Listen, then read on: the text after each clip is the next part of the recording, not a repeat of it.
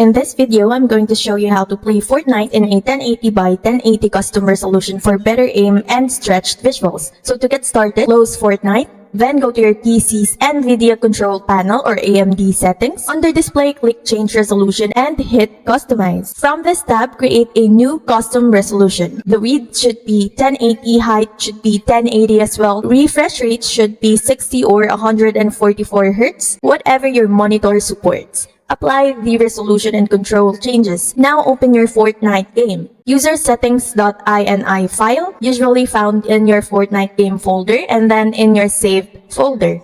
And then click on configurations and then Windows client. Now from here, open it with Notepad and find resolution size X and resolution size Y. It is usually found when you scroll down. Save the file and right-click on Properties and set to read only to lock it. Now launch Fortnite. The screen will be square, giving a stretched look. Some players find it improves visibility and aim assist. However, Epic doesn't officially support stretched resolution in competitive play, so use it at your own risk.